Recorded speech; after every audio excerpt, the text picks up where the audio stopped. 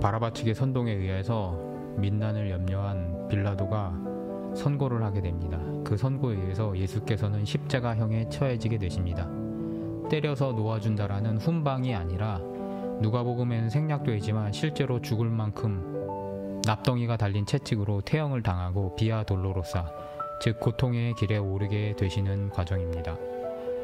사형수는요, 십자가 가로장 막대기를 메고 자신의 형장으로 향해야 하는데 예수께서는 이미 채찍질을 통하여서 모든 체력을 다 소진하셨습니다. 그래서 그것을 감당하실 수 없는 상태였습니다. 그러나 누가는 다른 복음서와 달리 태형의 장면과 예수님이 고통스러워하시는 장면을 다 생략하여서 진행하는 그러한 특징을 보여주게 됩니다.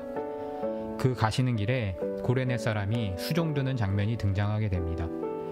그 구레네 사람 시몬은요, 유월절을 지내려 바다 건너편 리비아에서 온 유대인이었습니다. 그런데 그는 영문도 모르고 로마 제국의 법에 의해서 징집당하여서 예수님의 십자가를 대신 지는 일이 일어나게 됩니다. 누가복음의 기자는요, 구레네 시몬을 통하여서 예수께서 가시는 길이 비아 돌로로사, 즉 고통의 길이 아니라 그의 왕권을 성취하는 대관식임을 보여주는 장치로 보여주고 있습니다.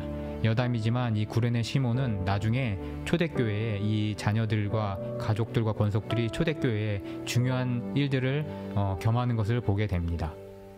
예수님이 가신 길은요, 사람들은 고통의 길이라고 그렇게 부르지만요, 성령의 눈으로 보는 하나님의 사람들에게는 하나님의 계획 속에 가는 영광의 길, 당당히 하나님 나라를 와 그 왕권을 회복을 위하여 가는 즉위의 길임을 보여주고 있는 것입니다.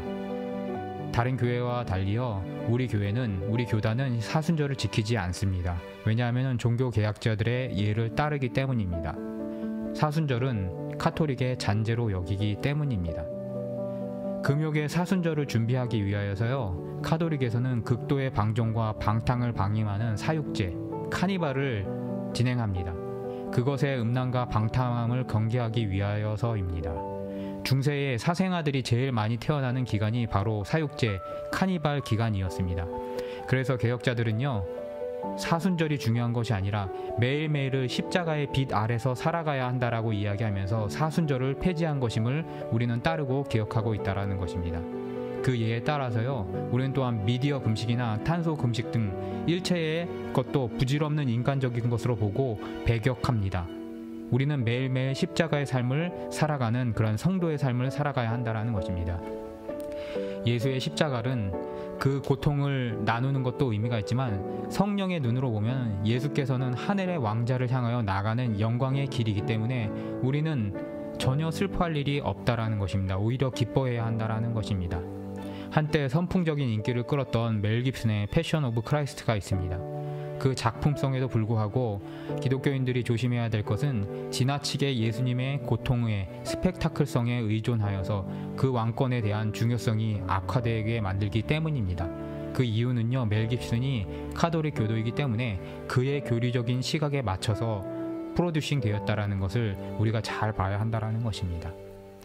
예수께서는요, 그의 왕권에 성취하시는 길에 애곡하는 여인들의 무리를 향하여서 예루살렘의 딸들아, 나를 위하여 울지 말고 너희와 너희 자녀들을 위하여 울라라고 그렇게 말씀하십니다. 왕권의 길을 가시기 때문에 이미 받기로 작정하셨기 때문에 아무런 감정적 동요도 없으셨지만 애곡하는 교회와 예루살렘 백성들을 향하여서 임박한, 정말 계속 얘기 드리고 있는 주 66년부터 74년의 예루살렘의 패망에 대해 걱정을 토로하시는 것입니다. 그러면서 죄 없는 푸른 나무 예수인 나에게도 이럴진데 그때 영적으로 완전히 소멸되어진, 그리고 마른 나무 같아진 너희 예루살렘을 향하여서 로마가 더 어떤 가혹한 일을 할지에 대해서 애곡하고 준비하라고 걱정하시는 장면입니다. 사랑하는 성도 여러분, 예수의 십자가의 사건은 인간의 눈으로 보면 슬프고 허망하고 황망하기 그지없습니다. 그렇지만 누가가 그리는 성령의 눈으로 보는 사람들에게는 하나님 나라의 완성이요 하늘 보좌의 우편에 서시기 위하여서 그 원권을 받아들이시는 예수님의 대관식의 길이라는 것을 우리는 깨달아야 합니다.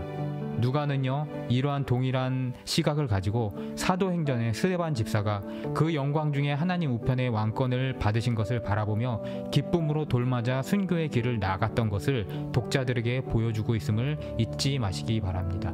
사순절 기간에 연연하지 마시고 매일매일의 삶을 십자가의 빌 아래 영적인 임재 아래 살아가시는 우리 성도들 되시기를 주님으로 축복하면서 오늘 말씀을 마치도록 하겠습니다.